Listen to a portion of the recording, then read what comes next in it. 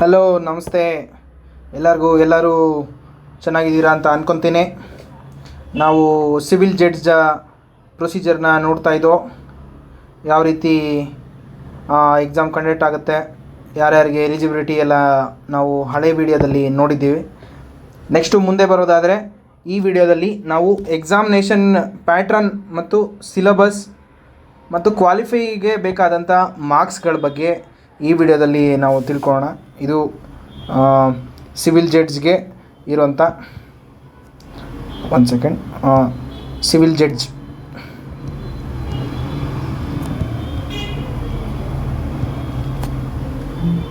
ಇರೋಂಥ examination pattern. ಮೊದಲನೇದಾಗಿ ಈ ನೋಟಿಫಿಕೇಷನ್ನ 4ನೇ ಪಾರ್ಟಲ್ಲಿ ಮೆನ್ಷನ್ ಮಾಡಿದ್ದಾರೆ. ಮೆಥಡ್ ಆಫ್ ರಿಕ್ರೂಟ್ಮೆಂಟ್ ಬಗ್ಗೆ ಇವರು ಹೇಳಿದ್ದಾರೆ. ಇದರಲ್ಲಿ ಮೇಯ್ನಾಗಿ ಕಾಂಪಿಟೇಟಿವ್ ಎಕ್ಸಾಮಿನೇಷನ್ ಮೂಲಕ ಹುದ್ದೆಗೆ ಎಕ್ಸಾಮ್ ಮಾಡಬೇಕು ಅಂತ ಅವರು ಡಿಸ್ಕ್ರೈಬ್ ಮಾಡಿದ್ದಾರೆ. ಇದರಲ್ಲಿ 3 ಹಂತ ಇರುತ್ತೆ. ಮೊದಲನೇದಾಗಿ ಇಲ್ಲಿ ನೋಡ್ಬೋದು, ಪ್ರಿಲಿಮಿನರಿ ಇರುತ್ತೆ, ನೆಕ್ಸ್ಟು ಪ್ರಿಲಿಮಿನರಿ ಎಕ್ಸಾಮಿನೇಷನ್ ಇರುತ್ತೆ, ಅದು ಕ್ವಾಲಿಫೈ ಆದರೆ ಮೇನ್ಸ್ ಎಕ್ಸಾಮ್ಸ್ ಇರುತ್ತೆ. ನೆಕ್ಸ್ಟು ಮೇನ್ಸ್ ಕ್ವಾಲಿಫೈ ಆದರೆ ವೈವಾ ಇರುತ್ತೆ, ಮೀನ್ಸ್ ಇಂಟರ್ವ್ಯೂ ಇರುತ್ತೆ. ಅದಕ್ಕೆ ಈ 3 ಹಂತನ ಕ್ವಾಲಿಫೈ ಆದ ನಂತರ ನೀವು ಸಿವಿಲ್ ಜಡ್ಜ್ ಆಗಲಿಕ್ಕೆ ಎಲಿಜಿಬಲ್ ಆಗ್ತೀರಾ. ನೆಕ್ಸ್ಟು ಮೊದಲನೇದಾಗಿ ಈಗ ಒಂದೊಂದಿಗೂ ಅದರದ್ದೇ ಆದಂಥ ಮಾನದಂಡಗಳಿದೆ. ಹಾಗಾಗಿ ಈಗ ಮೊದಲನೇದಕ್ಕೆ ನಾವು ನೋಡೋಣ. ಮೊದಲನೇದು ಪ್ರಿಲಿಮಿನರಿ ಎಕ್ಸಾಮಿನೇಷನ್ ಅಂದರೆ ಈ ಎಕ್ಸಾಮ್ ಪಾಸ್ ಆದ ನಂತರನೇ ನಾವು ಮೇನ್ಸ್ ಎಕ್ಸಾಮ್ನ ಬರೀಲಿಕ್ಕೆ ಸಾಧ್ಯವಾಗಿರುತ್ತೆ. ಈ ಎಕ್ಸಾಮು MCQs ಆಧಾರಿತ ಎಕ್ಸಾಮ್. ನೋಡ್ಬೋದು ಇಲ್ಲಿ, examination will be by the way of objective type question paper of 100 marks ಅಂತ ಇದೆ. ಆಬ್ಜೆಕ್ಟಿವ್ ಟೈಪ್ಸ್ ಅಂದರೆ ಮಲ್ಟಿಪಲ್ ಚಾಯ್ಸ್ ಕ್ವಶನ್ಸ್ ಆಗಿರುತ್ತೆ. 100 ಮಾರ್ಕ್ಸ್ಗಿರುತ್ತೆ, 100 ಕ್ವಶನ್ಸ್ ಇರುತ್ತೆ. ಇದರಲ್ಲಿ ಈ ಪ್ರಿಲಿಮಿನರಿ ಪೇಪರಲ್ಲಿ 100 ಕ್ವಶನ್ಸ್ಗೆ ಪ್ರಮುಖವಾಗಿ 3 ಭಾಗವಾಗಿ ಇವರು ವಿಂಗಡಿಸಿದ್ದಾರೆ. ಮೊದಲನೇದು part A, part B, part C. ಇದು ಮೊದಲನೇದಾಗಿರುತ್ತೆ, ಇದು ಎರಡನೇದು, ಇದು 3ನೇ ಪಾರ್ಟ್. ಈ ಮೊದಲನೇ ಪಾರ್ಟಲ್ಲಿ ನಾವು ಪ್ರಮುಖವಾಗಿ ಯಾವುದೇ ಸಬ್ಜೆಕ್ಟು ಇರುತ್ತೆ ಅಂತ ನೋಡೋದಾದರೆ, ಮೊದಲನೇದಾಗಿ ಕೋಡ್ ಆಫ್ ಸಿವಿಲ್ ಪ್ರೊಸೀಜರ್ ಮತ್ತು negotiable instruments act, transfer of property, Indian contract act, specific relief act, Indian ಕಾನ್ಸ್ಟಿಟ್ಯೂಷನ್ನು ಮತ್ತು ಕರ್ನಾಟಕ ರೆಂಟ್ ಆ್ಯಕ್ಟ್. ಇದು ಭಾಗ 1ರಲ್ಲಿ, ಪಾರ್ಟ್ ಎ ಅಲ್ಲಿ we can look these subjects. Okay, coming to part B, 2ನೇ ಭಾಗದಲ್ಲಿ code of civil procedures ಆಗಿರ್ಬೋದು, ಭಾರತೀಯ ನಾಗರಿಕ ಸುರಕ್ಷಾ ಸಂಹಿತ ಮತ್ತು ಇಂಡಿಯನ್ ಪೀನಲ್ ಕೋಡ್, ಭಾರತೀಯ ನ್ಯಾಯ ಸಂಹಿತ, ಇಂಡಿಯನ್ ಎವಿಡೆನ್ಸ್ ಆ್ಯಕ್ಟು ಮತ್ತು ಭಾರತೀಯ ಸಾಕ್ಷ್ಯ ಅಧಿನಿಯಮ್ 2023. ಈ 6 ಸಬ್ಜೆಕ್ಟ್ಸು ಪಾರ್ಟ್ ಬಿ ಅಲ್ಲಿ ನೋಡ್ಬೋದು. ಪಾರ್ಟ್ ಎ ಅಲ್ಲಿ ನೀವು 6, 4 ಪ್ಲಸ್ 7 ಸಬ್ಜೆಕ್ಟ್ಸ್ ನೋಡ್ತೀರಾ. ಇದರಲ್ಲಿ ಪಾರ್ಟ್ ಬಿ ಅಲ್ಲಿ 6 ಸಬ್ಜೆಕ್ಟ್ಸು. ನೆಕ್ಸ್ಟು ಪಾರ್ಟ್ ಸಿ ಅಲ್ಲಿ general knowledge, test of reasoning and mental ability, basic mental ability. ಇದರಲ್ಲಿ ಪಾರ್ಟ್ ಸಿ ಅಲ್ಲಿ ನಾವು ನೋಡ್ಬೋದು, ಆಬ್ಜೆಕ್ಟಿವ್ ಟೈಪ್ ಕ್ವಶನ್ಸ್ ಆಗಿರುತ್ತೆ. ಇದು ಸಿಂಪಲ್ ಆಗೇ ಇರುತ್ತೆ, ಇದಕ್ಕೆ ಸಿಂಪಲ್ ಆಗಿರುತ್ತೆ. ಈ ಸಬ್ಜೆಕ್ಟ್ಸ್ಗಳು ಪ್ರಮುಖವಾಗಿ ನಾವು ಪ್ರಿಲಿಮ್ಸ್ನಲ್ಲಿ ನೋಡ್ಬೋದು. ಇದು MCQ ಆಧಾರಿತ ಮಲ್ಟಿಪಲ್ ಚಾಯ್ಸ್ ಕ್ವಶನ್ಸ್ ಆಗಿರುತ್ತೆ. ನಾವು ಈ 7 + 6 13 ಸಬ್ಜೆಕ್ಟ್ಗಳು ಪ್ಲಸ್ ರೀಸನಿಂಗ್ ಮತ್ತು ಮೆಂಟಲ್ ಅಬಿಲಿಟಿನ ನಾವು ಪ್ರಿಲಿಮ್ಸ್ ಎಕ್ಸಾಮ್ಸಲ್ಲಿ we should study about this 13 subjects. ಓಕೆನಾ. ನೆಕ್ಸ್ಟು ಮುಂದೆ ಬರೋದಾದರೆ, ಈ ಎಕ್ಸಾಮ್ನ ಪ್ರಿಲಿಮ್ಸು ಯಾರು ಕ್ವಾಲಿಫೈ ಆಗ್ತಾರೆ, ನೆಕ್ಸ್ಟು ಅವ್ರಿಗೆ ರಿಟರ್ನ್ ಎಕ್ಸಾಮಿನೇಷನ್ ಇರುತ್ತೆ. ಆ ರಿಟರ್ನ್ ಎಕ್ಸಾಮಿನೇಷನ್ನ ಪ್ಯಾಟ್ರನ್ ಏನಿದೆ ಅನ್ನೋದನ್ನ ನೋಡೋದಾದರೆ, ಆ ರಿಟರ್ನ್ ಎಕ್ಸಾಮಿನೇಷನಲ್ಲಿ ಪ್ರಮುಖವಾಗಿ 4 ಪೇಪರ್ಸ್ ಇರುತ್ತೆ. ಇದು ಭಾಳ ಇಂಪಾರ್ಟೆಂಟು. 4 ಪೇಪರ್ಸ್ 4 ಪೇಪರ್ಸ್ ಇರುತ್ತೆ. ಇದು ಭಾಳ ಇಂಪಾರ್ಟೆಂಟು, ಇದು ಎಲ್ಲರೂ ನೆನ್ಪಿಡ್ಕೋಬೇಕು. 4 ಪೇಪರ್ಸ್ ಇರುತ್ತೆ.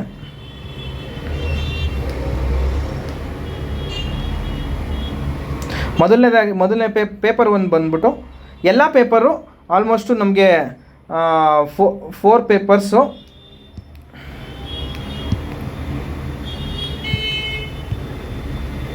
ಸಾರಿ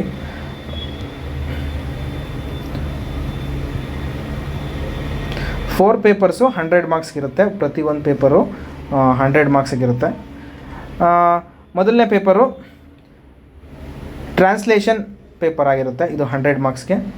ಇದರಲ್ಲಿ Kannada English to Kannada, Kannada to English translation ಇರುತ್ತೆ. ಆಮೇಲೆ passage will be form of ಡೆಪಾಸಿಷನ್ನು, ಜಡ್ಜ್ಮೆಂಟ್ಸು, ಆಮೇಲೆ ಡಾಕ್ಯುಮೆಂಟ್ಸ್ಗಳ ಬಗ್ಗೆನೇ ಇವರು ಪ್ಯಾಸೇಜ್ಗಳ ಕೊಟ್ಟಿರ್ತಾರೆ. ಹಾಗಾಗಿ ಇದು ಮೇಯ್ನು ಟ್ರಾನ್ಸ್ಲೇಷನ್ ಆಗಿರುತ್ತೆ. ಇದು 100 ಮಾರ್ಕ್ಸ್ಗೆ. ನೆಕ್ಸ್ಟು ಪೇಪರ್ 2 ಲಾ ಪೇಪರ್ ಅಂತ. ಪೇಪರ್ 2 ಇದರಲ್ಲಿ ಪ್ರಮುಖವಾದಂಥ ಸಬ್ಜೆಕ್ಟ್ಸ್ ಯಾವ್ದ್ಯಾವುದು ಅಂತ ನೋಡಿದ್ರೆ, the code of civil procedures, code of criminal procedure, ಆಮೇಲೆ Bharatiya Nagarik Suraksha Sanhita, Indian evidence act, Bharatiya Sakshya Adhiniyam, ಆಮೇಲೆ principle of pleading and constitution of India. ಈ ಪ್ರಮುಖವಾಗಿ 1, 2, 3, 4, 5, 6, 6 ಸಬ್ಜೆಕ್ಟ್ಸ್ನ ನಾವು ನೋಡ್ಬೋದು ಪೇಪರ್ 1ನಲ್ಲಿ. ಪೇಪರ್ 2ಅಲ್ಲಿ ಲಾ ಪೇಪರ್ 1ನಲ್ಲಿ ಇದು 100 ಮಾರ್ಕ್ಸಿಗಿರುತ್ತೆ. ನೆಕ್ಸ್ಟು ಪೇಪರ್ 3ಗೆ ಬರೋದಾದರೆ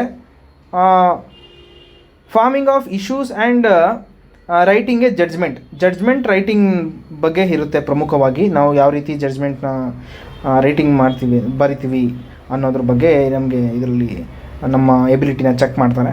ಇದು 100 ಮಾರ್ಕ್ಸ್ಗಿರುತ್ತೆ. ನೆಕ್ಸ್ಟು ಲಾ ಪೇಪರ್ 3. ಲಾ ಪೇಪರ್ 3ನೂ ಇದು 100 ಮಾರ್ಕ್ಸ್ಗೆ ಇರುತ್ತೆ.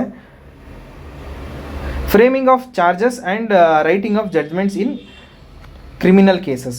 ಇದು ಲಾ ಪೇಪರ್ 2ಅಲ್ಲಿ ಸಿವಿಲ್ ಕೇಸಸ್ ಆಗಿರುತ್ತೆ. ಲಾ ಪೇಪರ್ 3ಅಲ್ಲಿ ಕ್ರಿಮಿನಲ್ ಕೇಸಸ್ ಮೇಯ್ನಾಗಿ ಇದೇ ಡಿಫ್ರೆನ್ಸು. ಇದರಲ್ಲಿ ಸಿವಿಲ್ ಆಗಿರುತ್ತೆ, ಇದರಲ್ಲಿ ಕ್ರಿಮಿನಲ್ ಜಡ್ಜ್ಮೆಂಟು ಮತ್ತು ಚಾರ್ಜಸ್ಸು, ಇಶ್ಯೂಸು ಯಾವ ಥರ ಫ್ರೇಮ್ ಮಾಡ್ತೀರಾ ಅನ್ನೋದ್ರ ಬಗ್ಗೆ ಈ ಪೇಪರ್ ಆಗಿರುತ್ತೆ, ಇವೆರಡು ಪೇಪರು. ಓಕೆ, ನಾವು ನೋಡೋದಾದರೆ ಎಲ್ಲ ಪೇಪರಿಂದ ನಾವು ಒಂದೊಂದು ಪೇಪರು 100 ಮಾರ್ಕ್ಸ್ಗಿರುತ್ತೆ.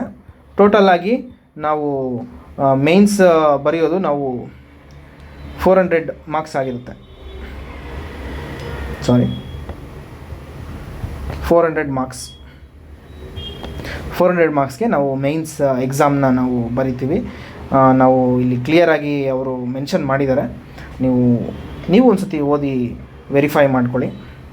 ನೆಕ್ಸ್ಟು ಪಾರ್ಟ್ ಸಿಗೆ ಬರೋದಾದರೆ, ಈ ಎಕ್ಸಾಮು ಯಾರು ಮೇನ್ಸ್ ಕ್ಲಿಯರ್ ಆಗಿರ್ತೀರ ಅವರು ನೆಕ್ಸ್ಟ್ ವೈವಾನ ಫೇಸ್ ಮಾಡಬೇಕಾಗಿರುತ್ತೆ. ವೈವಾ ಬಂದು 100 ಮಾರ್ಕ್ಸ್ಗಿರುತ್ತೆ. ಇದರಲ್ಲಿ main candidates general knowledge check ಮಾಡ್ತಾರೆ. ಆಮೇಲೆ ಪ್ರಿನ್ಸಿಪಲ್ಸ್ ಆಫ್ ಲಾ ಹೆಂಗೆ ಲಾ ತಿಳ್ಕೊಂಡಿದ್ದಾರೆ, appointment of civil judge test ಏನೇನು ಬೇಕಾಗಿರುತ್ತೆ ಅರ್ಹತೆನ ನಮಗೆ ಆಲ್ಮೋಸ್ಟ್ ಆಲು ಈ ವೈವಾ ಕಂಡಕ್ಟ್ ಮಾಡೋದು ಹೈಕೋರ್ಟ್ ಜಡ್ಜಸ್ ಆಗಿರ್ಬೋದು, ಚೀಫ್ ಜಸ್ಟಿಸ್ ಆಫ್ ಕರ್ನಾಟಕ, ಆ ಪ್ಯಾನಲ್ ಅವರೇ ನಮಗೆ ಈ ವೈವಾನ ಕಂಡಕ್ಟ್ ಮಾಡಿದ್ದಾರೆ. ನಮ್ಮ ಎಬಿಲಿಟಿ, ನಮ್ಮ ಮಾತು ಯಾವ ರೀತಿ ಇದೆ, ನಮಗೆ ಯಾವ ಥಿಂಕಿಂಗ್ ಇದೆ ಅನ್ನೋದನ್ನ ಅವರು ಪ್ರತಿಯೊಂದನ್ನು ಅವರು ಚೆಕ್ ಮಾಡಿ ಅದರ ಮೂಲಕ ಅವರು ನಮಗೆ ಮಾರ್ಕ್ಸ್ನ ಅಲೋಕೇಟ್ ಮಾಡ್ತಾರೆ. ಇದು ವೈವಾನು 100 ಮಾರ್ಕ್ಸ್ಗಿರುತ್ತೆ.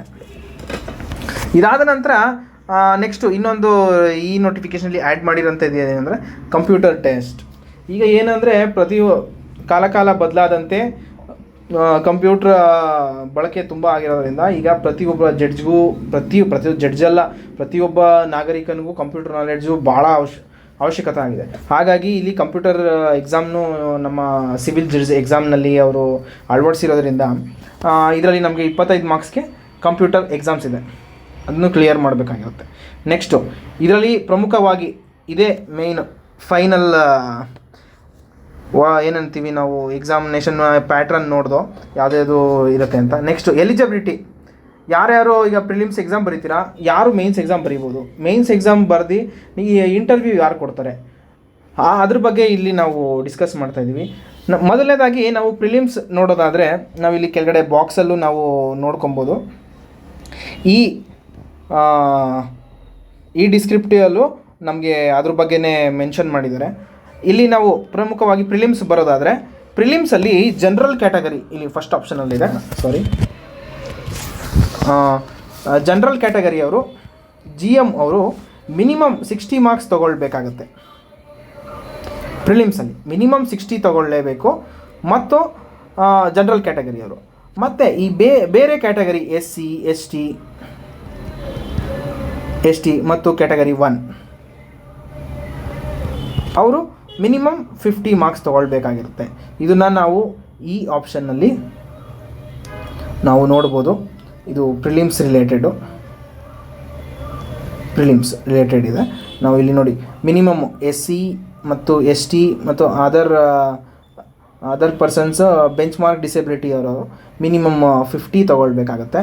ಅದರ್ ಕ್ಯಾಟಗರೀಸ್ ಅದು ಬಿಟ್ಟು 3A 3B ಮತ್ತು GM ಕ್ಯಾಂಡಿಡೇಟ್ಸು ಮತ್ತು OBC ಕ್ಯಾಂಡಿಡೇಟ್ಸು ಮಿನಿಮಮ್ 60 ತೊಗೊಳ್ಬೇಕಾಗಿರುತ್ತೆ. ಇಲ್ಲೂ ಮೆನ್ಷನ್ ಇದೆ, ಮಿನಿಮಮ್ 60 ನಾವು ಎಕ್ಸಾಮಲ್ಲಿ ತೊಗೊಳ್ಬೇಕಾಗಿರುತ್ತೆ. ನೆಕ್ಸ್ಟು ಕಮಿಂಗ್ ಟು ಮೇನ್ಸ್, ಯಾರ್ಯಾರು ಪ್ರಿಲಿಮ್ಸ್ ಕ್ಲಿಯರ್ ಆಗ್ತಾರೆ ಅನ್ನೋದನ್ನ ಇಲ್ಲಿ ಕ್ಲಿಯರಾಗಿ ಸೆಕೆಂಡ್ ಆಪ್ಷನಲ್ಲಿ ಮೆನ್ಷನ್ ಮಾಡಿದ್ದಾರೆ.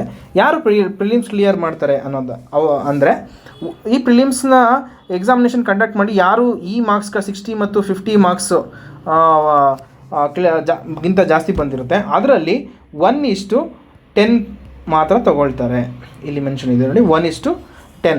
ಒಂದು ಹುದ್ದೆಗೆ 10 ಜನ ಆ ರೀತಿ ಅವರು ತಗೊತಾರೆ. ಅಂದರೆ 158 × 10 ಅಂದರೆ 1580 ಜನ ಮಾತ್ರ ಮೇನ್ಸ್ ಬರೀಲಿಕ್ಕೆ ಕ್ವಾಲಿಫೈ ಆಗ್ತಾರೆ. ಅರ್ಥ ಆಯ್ತಾ? 1580 ಜನ ಮೇನ್ಸ್ ಎಕ್ಸಾಮ್ನ ಬರೀತಾರೆ. ಈ ಮೇನ್ಸ್ ಎಕ್ಸಾಮ್ನ ಪ್ಯಾಟ್ರನ್ ನಾವು ಹಿಂದೆ ನೋಡಿದೋ. ಈ ಮೇನ್ಸ್ ಎಕ್ಸಾಮಲ್ಲಿ ನೆಕ್ಸ್ಟು ಇಂಟರ್ವ್ಯೂಗೆ ಯಾರು ಕ್ವಾಲಿಫೈ ಆಗ್ತಾರೆ.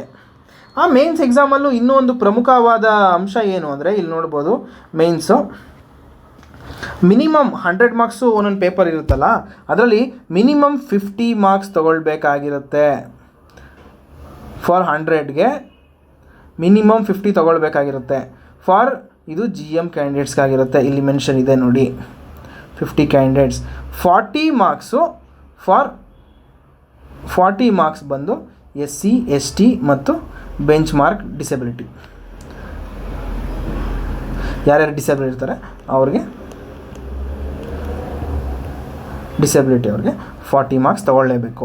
ಅವರು ನೆಕ್ಸ್ಟು ಈ ಮೇನ್ಸ್ ಎಕ್ಸಾಮ್ನಲ್ಲಿ ಕ್ವಾಲಿಫೈ ಆಗಲಿಕ್ಕೆ ಪ್ರಮುಖರಾಗಿ ನೆಕ್ಸ್ಟ್ ಇಂಟರ್ವ್ಯೂಗೆ ಕ್ವಾಲಿಫೈ ಆಗ್ತಾರೆ. ನೆಕ್ಸ್ಟು ಇಂಟರ್ವ್ಯೂಗೆ ಬರೋದಾದರೆ ಮಿನಿಮಮ್ 50 ಮಾರ್ಕ್ಸ್ ತೊಗೊಳ್ಳೇಬೇಕು. ಇಲ್ಲಾಂದರೆ ಆ ವಿದ್ಯಾರ್ಥಿ ಅನರ್ಹ ಅಂತ ಘೋಷಿಸ್ತಾರೆ. ಈ ನೆಕ್ಸ್ಟು ಇಂಟರ್ವ್ಯೂಗೆ ಬರೋದಾದರೆ ವೈವಾದಲ್ಲಿ 1:3. ಒಂದು ಹುದ್ದೆಗೆ 3 ಜನರಂತೆ ತಗೊಳ್ತಾರೆ. ಒಂದು ಹುದ್ದೆಗೆ 3 ಜನ ಅನ್ನೋದಾದರೆ 158 × 3 ಮಾಡಿದ್ರೆ 158 × 3 ಮಾಡಿದ್ರೆ 474 ಜನ ಮಾತ್ರ ಇಂಟರ್ವ್ಯೂಗೆ ಕ್ವಾಲಿಫೈ ಆಗ್ತಾರೆ. ಇಷ್ಟು ಜನನ, ಇದು ಒಂದು ಎಕ್ಸಾಂಪಲ್ ನಾನು ಹೇಳಿದ್ದು. ಈ ಹುದ್ದೆಯಲ್ಲಿ 152 ಪೋಸ್ಟ್ಗಳಿರೋದರಿಂದ 158 ಅಂತ ನಾನು ನಿಮಗೆ ತೋರಿಸಿದ್ದೀನಿ. ಹಾಗಾಗಿ ಇಂಟರ್ವ್ಯೂಲಿ ಕ್ವಾಲಿಫೈ ಆಗ್ತಾರೆ. ಇಷ್ಟು ಜನ ಇಂಟರ್ವ್ಯೂನ ಫೇಸ್ ಮಾಡ್ತಾರೆ. ಆ ಇಂಟರ್ವ್ಯೂಲಿ ಮಿನಿಮಮ್ ಮಾರ್ಕ್ಸು GM ಮತ್ತು ಅದರ್ ಕ್ಯಾಂಡಿಡೇಟ್ಸ್ಗಳಿಗೆ 50 ಮಾರ್ಕ್ಸ್ ಆಗಿರುತ್ತೆ. SC ST OBCಗಳಿಗೆ 40 ಮಾರ್ಕ್ಸ್ ಮಿನಿಮಮ್ ತೊಗೊಳ್ಳೇಬೇಕು. ಈ ತಗೊಂಡ ನಂತರ ತದನಂತರ 1:1 ಲಿಸ್ಟ್ನ ಅನೌನ್ಸ್ ಮಾಡ್ತಾರೆ. ಆಗ ಅವರು ಲಿಸ್ಟಲ್ಲಿ ಯಾರ್ಯಾರ್ದು 1:1 ಲಿಸ್ಟಲ್ಲಿ ಬಂದಿರುತ್ತೆ ಅವರು ಈ ಸಿವಿಲ್ ಜಡ್ಜ್ ಹುದ್ದೆಗೆ ಕ್ವಾಲಿಫೈ ಆಗಿರ್ತಾರೆ. ತದನಂತರ ಇಲ್ಲಿ ಟ್ರೈನಿಂಗ್ ಬಗ್ಗೆ ಎಲ್ಲ ಇಲ್ಲಿ ಮುಂದೆ ಮೆನ್ಷನ್ ಮಾಡಿದ್ದಾರೆ. ಯಾರ್ಯಾರು 1:1 ಬರ್ತಾರೆ ಅವರು ಈ ಹುದ್ದೆನ ನೆಕ್ಸ್ಟು ಟ್ರೈನಿಂಗು ಮತ್ತು ಫರ್ದರ್ ಪ್ರೊಸೀಜರ್ಗೆ ಪಾತ್ರರಾಗ್ತಾರೆ. ಇದು ಮೇಯ್ನು ಇಂಪಾರ್ಟೆಂಟು. ಪ್ರಿಲಿಮ್ಸಲ್ಲಿ ಎಷ್ಟು ಮಾರ್ಕ್ಸ್ಗೆ ನಾವು ಕ್ವಾಲಿಫೈ ಆಗ್ತೀವಿ, ಮೇನ್ಸ್ ಎಷ್ಟು ಜನ ಬರಿತೀವಿ, ಇಂಟರ್ವ್ಯೂ ಎಷ್ಟು ಜನ ಕೊಡ್ತೀವಿ. ಪ್ರಮುಖವಾಗಿ ಮೇನ್ಸ್ ಬರೀದವರು 1:10 ಅನುಪಾತದಲ್ಲಿ ನಾವು ರೇಷಿಯೋಲಿ ನಾವು ಮೇನ್ಸ್ ಬರಿತೀವಿ. ನೆಕ್ಸ್ಟು 1:3 ರೇಷಿಯೋಲಿ ನಾವು ಇಂಟರ್ವ್ಯೂನ ಕೊಡ್ತೀವಿ. ಇದು ಪ್ರಮುಖವಾಗಿ ಕರ್ನಾಟಕ ಸಿವಿಲ್ ಜಡ್ಜ್ನ ಎಕ್ಸಾಮಿನೇಷನ್ ಪ್ಯಾಟ್ರನ್ ಮತ್ತು ಎಕ್ಸಾಮಿನೇಷನ್ ಎಲಿಜಿಬಿಲಿಟಿ ಕ್ರೈಟೀರಿಯಾನ ನಾವು ನೋಡ್ಬೋದು. ಮೇನ್ಸಲ್ಲಿ 4 ಪೇಪರ್ಸ್ ಇರುತ್ತೆ ಮತ್ತು ಇದನ್ನು ಕ್ರೈಟೀರಿಯಾ ಏನಂತ ರೂಲ್ಸ್ನ ಇಲ್ಲಿ ಮೆನ್ಷನ್ ಇದೆ. ಇದನ್ನು ನೀವು ಒಂದು ಸತಿ ಪಾಸ್ ಮಾಡಿ ಇದನ್ನು ಓದ್ಕೊಳ್ಳಿ. ಮತ್ತು ಓದ್ಕೊಂಡು ಈ ಸಿಲೆಬಸ್ನಂತೆ ಎಕ್ಸಾಮಿನೇಷನ್ ಪ್ರಿಪೇರ್ ಆದರೆ ನೀವು ಈಸಿಯಾಗಿ ಕ್ಲಿಯರ್ ಮಾಡೋಕ್ಕೆ ನಿಮಗೆ ಅವಕಾಶ ಆಗುತ್ತೆ ಅಂತ ಹೇಳ್ತಾ ನಾನು ಈ ವಿಡಿಯೋನ ಮುಗಿಸ್ತೀನಿ. ಮುಂದಿನ ವಿಡಿಯೋದಲ್ಲಿ ಮತ್ತೊಂದು ಇನ್ಫಾರ್ಮೇಷನ್ ಸಿವಿಲ್ ಜಡ್ಜ್ ಬಗ್ಗೆನೇ ನಾನು ಇನ್ನೊಂದು ಇನ್ಫಾರ್ಮೇಷನ್ ತರ್ತೀನಿ. ಎಲ್ಲರೂ ಈ ವಿಡಿಯೋ ನೋಡಿದ್ದಕ್ಕೆ ಧನ್ಯವಾದ ಕೋರ್ತಾ ಈ ವಿಡಿಯೋನ ಶೇರ್ ಮಾಡಿ ಅಂತ ಎಲ್ಲರನ್ನೂ ಕೇಳ್ಕೊತೀನಿ. ಧನ್ಯವಾದ.